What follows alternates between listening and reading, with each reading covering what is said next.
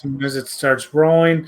Welcome, everybody, to an event sponsored by both the producers of Sinister Creature Con and your team at the Horrific Network, Sinister Cyber Con. I am Jimmy Wienholz. I am joined by my co-producer on this event, Brian Jones. We are beyond proud and thankful to you guys for watching this event, an event where, given the circumstances where all kinds of events are having to be pushed back or canceled, ours was not exempt from that list, having to be pushed back from June to October. But we got together and we said, you know what? Let's put together a Sinister Creature Con, unlike anything other Sinister Creature Con that there has ever been, a Sinister Cyber Creature Con. Everybody quarantined, sheltering in place, stuck at home. So here we are. We have had all the guests that we wanted to try to be part of this say absolutely. And we have 2 days of awesome panels and artist demonstrations. We're beyond stoked. Absolutely, Jimmy. I think you said it perfectly. Right now, it's just a weird time that we're going through. Co-producing this show, Sinister Creature Con, since 2014. There's nothing more that excites me than to pleasing the audience. I know it's been a roller coaster of sorts. So first off, I just want to say it's a pleasure to everybody who's seeing this today. Also, throughout the years since 2014. Myself, I just want to say thank you to every single fan that we have had out there. We strive to be the best show possible in Northern California, and we just do our best to be helpful to everybody in this time. And we want to do something that's a little bit more unique, more fun, because let's be honest, sitting at home, and I know a lot of you are essential workers or working from home right now, but you have kids that might be home. You need a break. You need a getaway. That's what this weekend's all about. So we have a lot of guests coming up this entire weekend that I feel that we have always wanted to have a Sinister Creature Con. One way or another, just couldn't get them there, or to some extent they just weren't available. But this is a possible way to get them here and to have a fun weekend. So on behalf of Sinister Creature Con and my whole entire crew, I want to say thank you for tuning in. And Jimmy, I'm going to leave it up to you guys, because now it's time for you guys to rock and roll. I have my panel tomorrow with somebody who I'm super stoked about, Mr. Greg Cannon. But who do we have first, man? You got a great cast of 3 individuals coming up right now, right? We do, man. So we will check in with Brian later today, definitely tomorrow for his panel, and I will kick things off program-wise for you guys. Sinister Cyber Con, our first panel of the day. When I was starting podcasting over at Horrific Network, there was a horror movie that I got to watch right when we started to get brave enough to ask people to be guests. And it was by a guy, super dope director, Todd Nunes. He sends me a screener to his picture all through the house. Christmas horror movie. You already know, you listen to my show, you already know I'm in. This movie, this slasher Christmas horror movie, it's a love letter to horror fans, first and foremost, with little Easter eggs and all kinds of stuff. But then it takes some wild twist that I was like, holy crap, this actually happened right now. Merry Christmas. So first and foremost, let me bring in Todd Nunes and his sister and star of the film, Ashley Mary Nunes. You guys, how you guys doing? Welcome to Sinister Cyber Con. Hey, we're happy to be here. That was a great intro. Thank you. No problem. Thank you for coming. And, Ashley's kind of the hero of the story. And what is a hero without a cool, badass horror villain? And that is played by our friend, Lito Velasco. Lito, how's it going, man? Hey, everybody. Thanks for having me. Hey, Leo. Hi. So tonight, man, or today, thank you to the 3 of you guys for being, not only our first guest on Sinister Cyber Con, but I can remember, man, that story, being, brand new to podcasting and being able to check out your film and then get to interview you guys pretty much immediately after checking it out. That's a cool experience. But this movie is so original but then you also like lay these Easter eggs, these tonalities in the movie as well, like very Mrs. Voorhees vibe out of Absolutely. Leto's mom's character, and Melinda Kearing, and played beautifully by her. but I'm gonna put it out there. It is abundantly clear, abundantly fast that we're gonna see some genital choppage in this film. So, spoiler alert, I'm sorry for that. But if you watch All Through the House, you're going to see some genital choppage. So get ready for that. Right? Why not? Exactly. But where did you get this idea, man? It was really just thinking about all these great 80s movies, and they did just about everything, and sort of trying to put a new direction on it. One thing, we've seen a lot of it, but we haven't seen it exactly like this, in exactly this way. And so when it came time to, the idea just came about the hedge clippers, and I thought, well, it's a great way to shock people and to do something that hadn't been done before on that level. We got Miranda Riddle checking in, saying hi to you guys. Right on. Glad you guys are enjoying streaming live on Facebook and YouTube, Sinister Cyber Con. So you come up with this idea, but I remember having you guys or having Utah tell me that this film, like all those winter town shots, are very movie magic in the sense that you didn't film it during winter time. We had to. I mean, we couldn't get the exact house that we wanted, but the house had to be a character in the movie. So it was really pieces of 9 different houses in 3 different locations. We pieced it all together so it sort of seamlessly feels like one place. No one's ever questioned that. So we're quite proud of that. Leto, this character's origin story is so different than most. What would you say it was when you got this role that you were like, let me bring this to this character? I think the thing that I wanted to do was give him some kind of personality, and I wanted him to have something more than just a, stab. I wanted it to have, something that would define it when people looked back and watched the film again, something where they would say, oh, look, he's doing this, or he's doing that.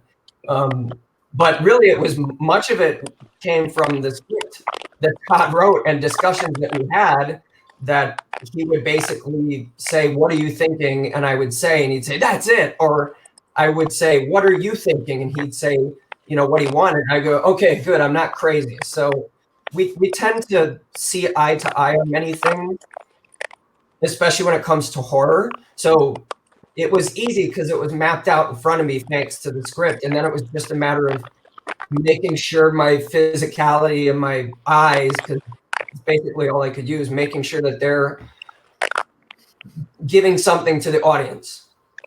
Yeah, Leto was really amazing at that. We had that. He already came in full of ideas, and I think I mentioned to him I felt like this character had sort of like a Grinch-like quality to him, an evil Grinch.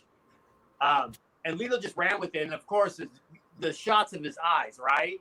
I mean, we had so much footage of Leto's eyes because he was giving so much every single shot, and it became a part of the movie, and it became a part of when Jenny would show up, and we sort of went with that. So Leto is great in anything he does, but in a mask, which is really hard to sort of transcend the mask and become something underneath it that you sort of see without seeing it.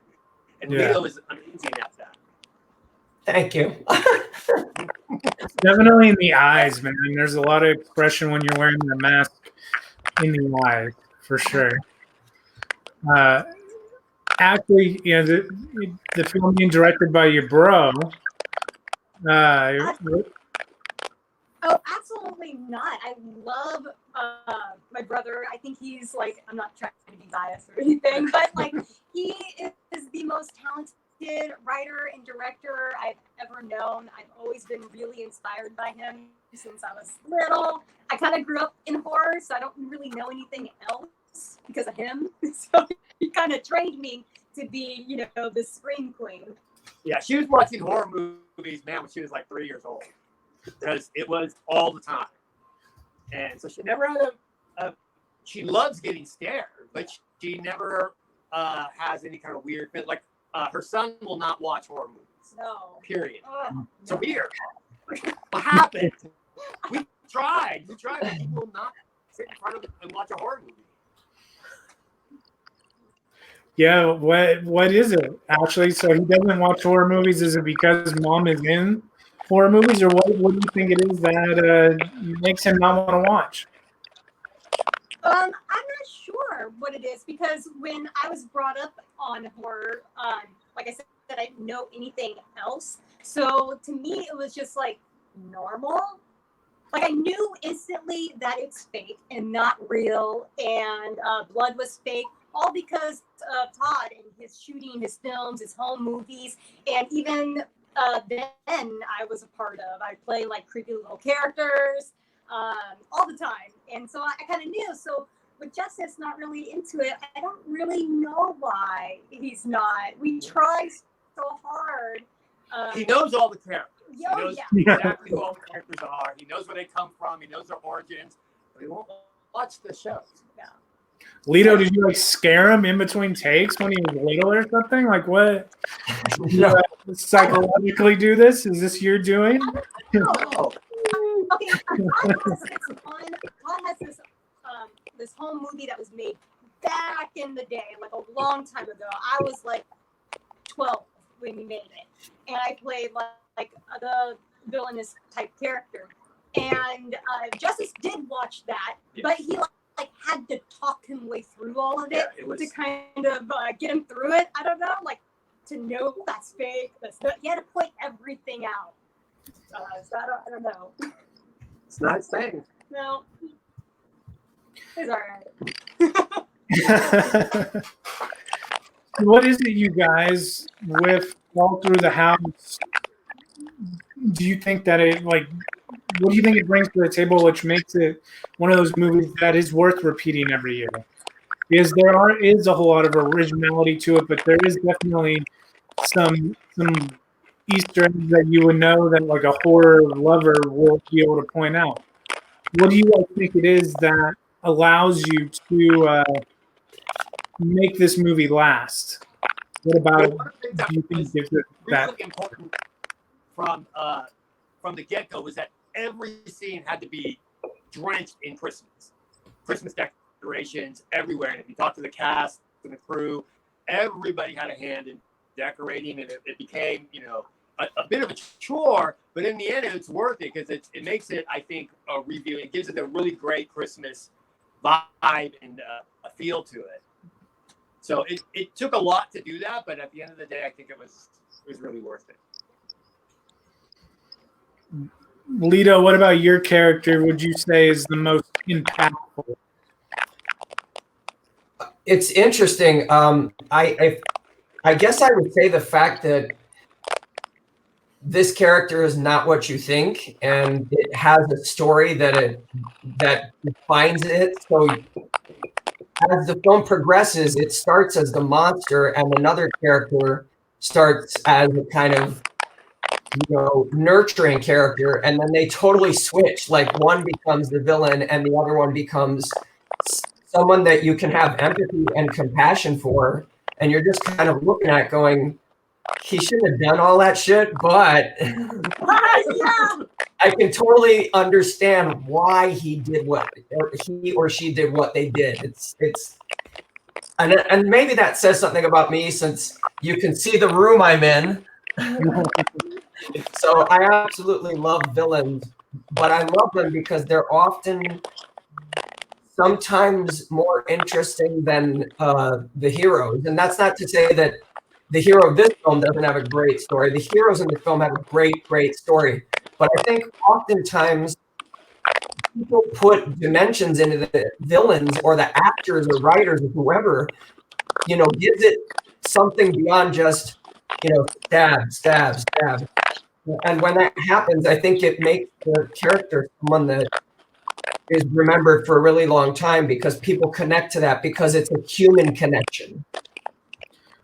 We can see a comment there from your guys' fans. Jared Johnson is an extremely charming slasher. Lots of fun, loads of blood. You guys are getting a ton of love in the chat, and I can say that if you guys have a question to Lito, Ashley, and Todd, if you guys have a question for all three of them or any of them, post it in the chat, and we will be putting it up, asking you their questions here in a little bit. So Todd, you guys get this thing done, and it comes out. Did you expect it to have the reception that it got? Because it has a really good following, but it got a pretty nice reception when it first came out as too. Did you think, holy smokes, this thing is taking off? Well, you always hope and you always aim for that. And before we even planned, I mean, we were setting up things so that it could have that kind of response by making it a little controversial, but then also putting in, like what Lito was saying, going deeper with some of the characters, and the Christmas atmosphere. We wanted it to keep coming back every year. So we thought about those things ahead of time, but you never really know. So the fact that it did get the response that it did has been amazing. It's amazing. Every year we get people dressing up as Lito's character, and we get people doing artwork and writing stories. It's pretty amazing. I'd say amazing, right, Lito? Oh yeah. There's this guy that contacted me like out of nowhere last, I think, October or November. And he told me that he had found a copy of the mask that I wore, which is apparently really rare. And he made it basically look just like it did in the film. And then Great. Yeah, it looked amazing. It looked really, really good. And I responded back to him and I said, "Can you make me one? Because I really want one." he's in the process of doing that. Yeah, it looked amazing. Really, yeah, great work. It did. It was really good. We have got our first question from a fan from our YouTube channel. What was the hardest kill to film? And for each of you, what was the most challenging scene to act in, or we will say film as well? Go for it, Leah. I just want to know if I can have that girl's phone number because she's really hot. That's a joke, folks. That's someone I know. So the hardest kill for me was probably the one where poor little Natalie, I had to do the scissors on her throat, and it was really hard because I couldn't move that much, and I had to hold the scissors at just the right angle, and I also had to look really aggressive and angry, but I'm also trying really hard not to move too much. So for me, it was go to the extreme, but be really reserved. So okay. But that said, it was your hardest day on the set isn't that hard for someone in my position. So. And that was done in one take too. Mm-hmm. You had to get it right. That was a lot of our kill scenes were done in one take because of obviously financial reasons. But that scene with Natalie also, remember, we were trying to get it done before the sun came up. So we were also, everybody had been working all day long, and we were all really, really tired. Also, killing Joanna in my bathroom was a bit of a challenge because afterwards my bathroom was completely covered in blood, like giant waves of blood, Bloodbath. everywhere. We still find little specks, even though we've repainted the whole thing. But one of the probably the challenging of filming was doing the physical scenes, the fighting. Yeah. Because when we started out, I think we started at a slower pace, but we got our best work when we were working faster. But when people like Leo have to wear masks and the different angles, probably that's the most challenging. But man, do I love doing fight scenes and chase scenes. It's like I live for that. I'm so pumped the days we get to do that. Yes, I know that very well. Yeah. Ruben Morales is asking, what was the best and worst day on set for everybody? Was there a best and worst day on set overall? Wow. I can't really think of it. I mean, I am whenever doing something like this or on set, that's where I'm thriving and loving life. So I mean, I wouldn't want to be anywhere else. And part of making a movie and doing films is challenges because something always comes up every single day. You're not going to be able to do exactly what you want. So part of that is problem solving. And that is fun because you can find a lot of beautiful things that you didn't even realize in the moment. The worst part, I think, would be like at about 5 o'clock in the morning, putting up Christmas tree lights outside and freezing cold. Yeah, that after a while, you're just like, oh my God, more Christmas lights. Yes, that's probably the worst part. I know. Go ahead, Ashley. Has been like the basement scene where I'm wearing this big leather jacket and everything. Like I'm all like look like I'm ready for the snow, and it was so hot in there, like and humid, and it was a full day of filming. But I mean, it was a fun day of filming. We all like were down and we got work with it, use it. Yeah. But it was so hot. Yeah, I was gonna say, I think I remember what my least favorite day was. I won't say worst day, but my least favorite day was when we had to film the chase scene and we were using, I'm not gonna say what we used so we could get motion, but I'm running as fast as I can with a mask and a Santa suit and scissors, and we would get a take and then Todd would say, okay, let's do it again. And I'd be like, one more time. But I mean, again, going into it that the part is going to be that way. So again, my worst day on set is still a great day. And then I think my best day on set was probably any day that my wife made cookies for me to take to set. Yeah, we appreciated that. Mm-hmm. Absolutely. The cookies are amazing. Oh my God. Eduardo Castro has a good question coming from just graduating film school, my fellow LA Film School alumni now, Todd. Ron, congratulations, brother. Thank you. This is the perfect exiting film school question right here by Eduardo.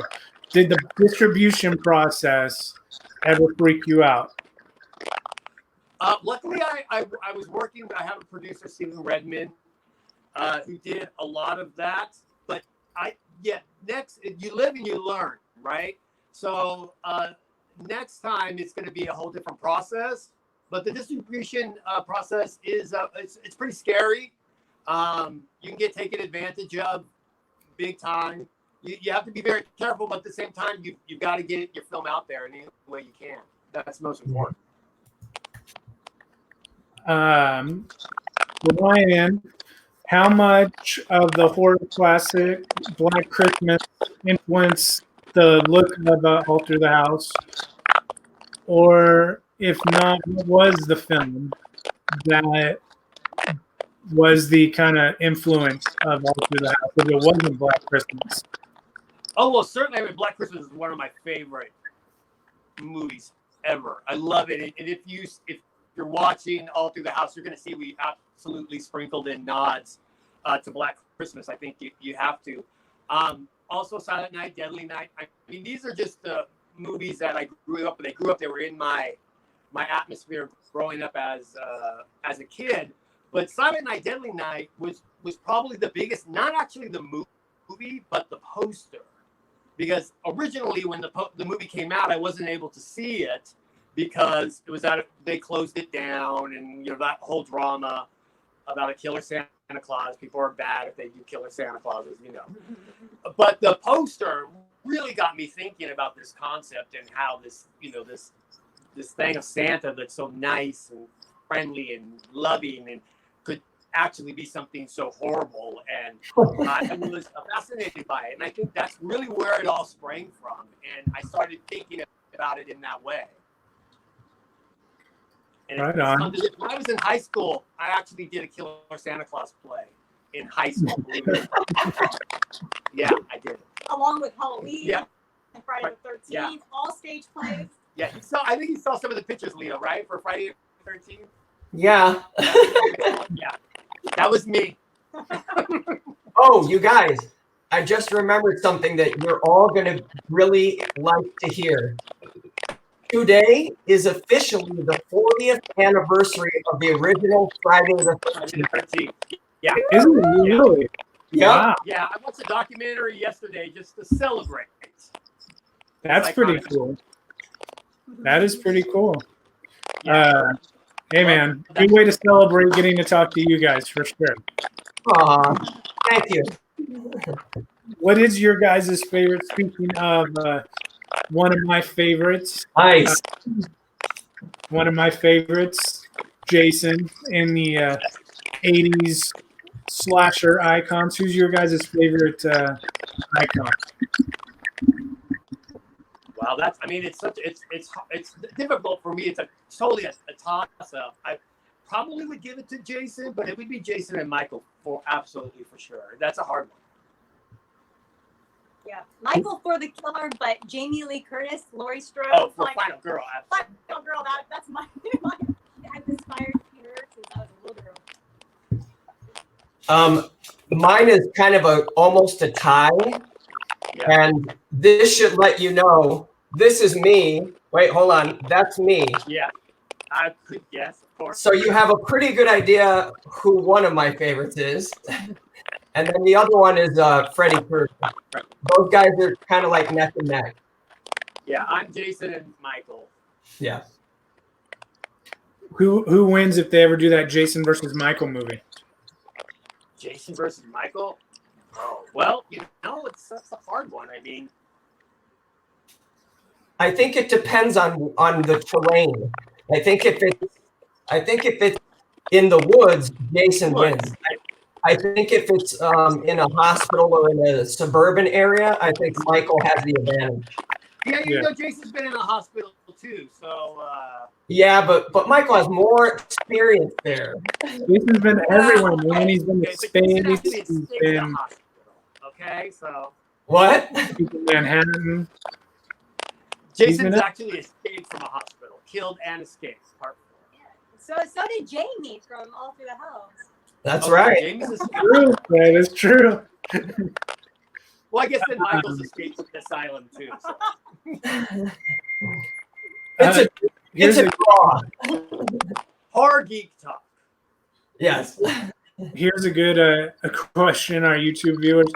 When you guys are filming, did the neighbors know the movie that you guys were making? Did they know what the movie was about? The neighbors? Go ahead. No, we did not. And in fact, we did get shut down once when we were filming the scene with a grandma going over the cliff. Next door, there just so happened to be by a bedroom of like 3 little kids, and they were looking out the window, and this lady's going over the cliff, and they kind of had meltdowns. And she came up to me because I was kind of like a little lookout, and she came to me. She's like, "You guys got to stop." And children are freaking out. Yeah, and then Todd and our Ryan, our cinematographer, came back up. And I was like, "We're done." Luckily, we got the shot. We got it.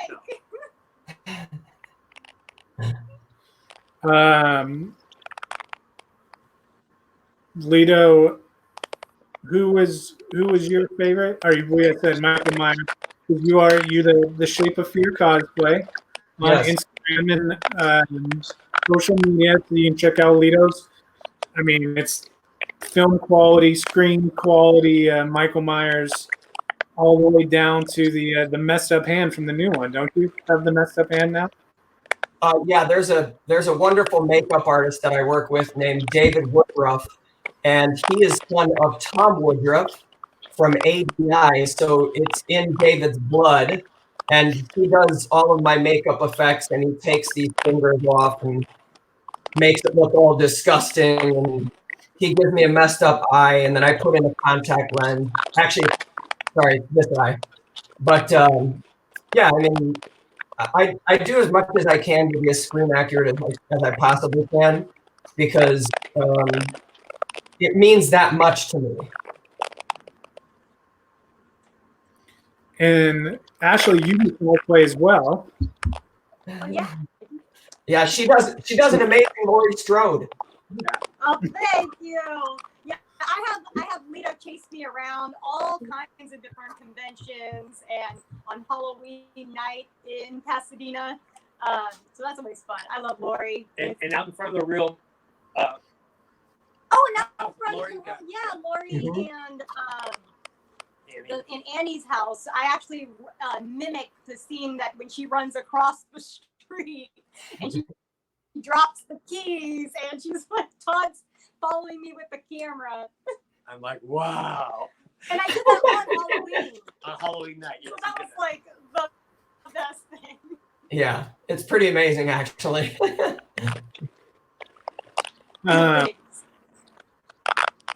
We've been asked a couple of times in the chat, is there ever going to be any plans, or are there any plans for an All Through the House 2? Well, there's definitely, it's been mapped out. I mean, we're kind of wrapped up and doing something with Death Ward 13 that we're sort of, obviously with the coronavirus, people are like, why is it taking so long? Well, the deal that we're making is not just for one movie, it's for more than one. So it was worth the wait, but now it's kind of sort of backfired on us, and we're not really sure what's going on or what the new rules and regulations are going to be, and how people that were invested are going to feel about investing now. So definitely All Through the House 2 has been talked about and mapped out, and definitely a thing, but we're sort of we have a catalog of a couple of films that will be coming first. What is, if you had to say, what is the next thing to be on the lookout for? Well, it's all going to depend on what's going on in our crazy world right now. With theaters not opening and different rules and regulations about filming. We're doing a horror movie, so it's not like we can cheat people from far away. We have, contact. We've got fighting. We've got special effects. This is very up close and personal. So we can't cheat those things like we did building our house for All Through the House. So we have to wait and see how things are going to go and what what this whole crazy pandemic is got in store for us. I just, obviously I want things to go back to normal, but I want them to go back to normal safely. I want to bring people onto the film safely, and that's most important. So it may cost us a little bit of time, but in that time, we are now just going back to our regular plan, and we're going to just go forward with just the one film and just go and do Death Ward 13 as soon as it's possible, safely possible. And then we'll let the other movies fall into place after that. We had the question, where's the best place to watch it? I can tell you right now, Amanda Ford had the best answer. Amazon Prime. We're not sponsored by them, but it's the easiest way. I'm telling you, you just pay the right way. Watch the movie the right way. Don't pirate it. Don't be a pirate. Go pay. Please, Prime, $2.99 rent fee, and watch it the way you're supposed to watch it. All Through the House. It's too hot. It's a Christmas movie. Shut up. Go rent it. It's Christmas. It's in summertime. It's also playing on Brent? Tubi TV and just about everywhere. Yeah, if you're okay with like commercials and stuff too, there's other streaming sites that will play it. And also, big shout out to Amanda. Thank you, Amanda.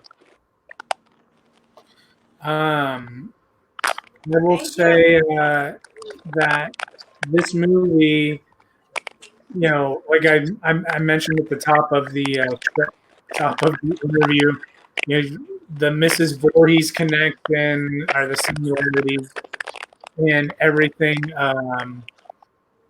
coming down to you being a fan making your horror movie.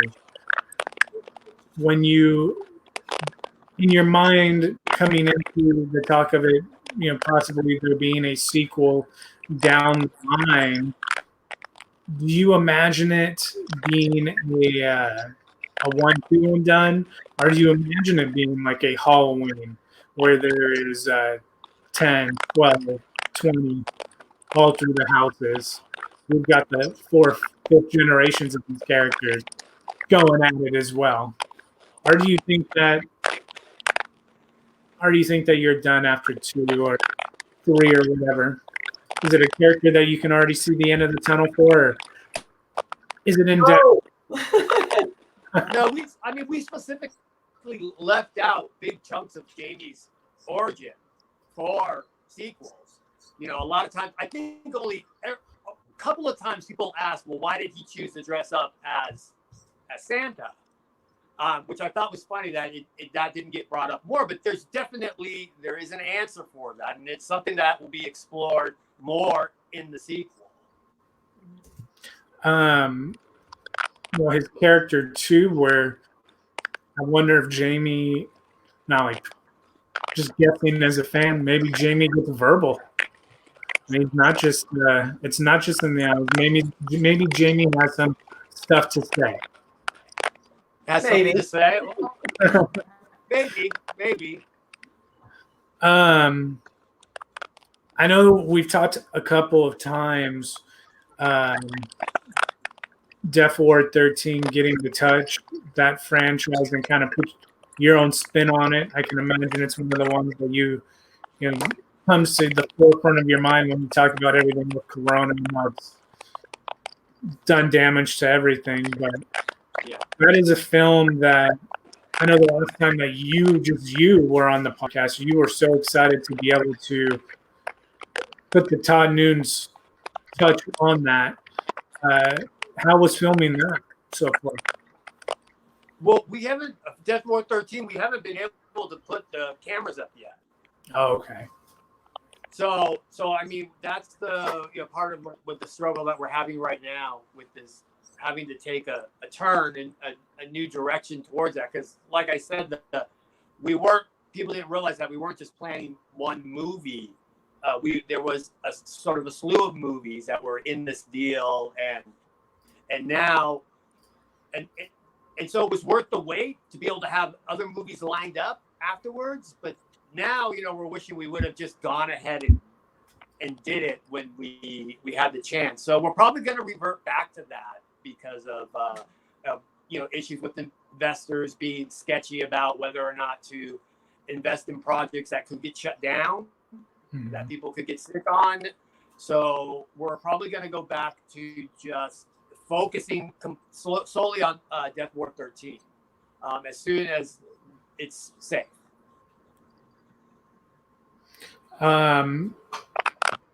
Ashley, is this a character that you would love to return to, come back to again and again?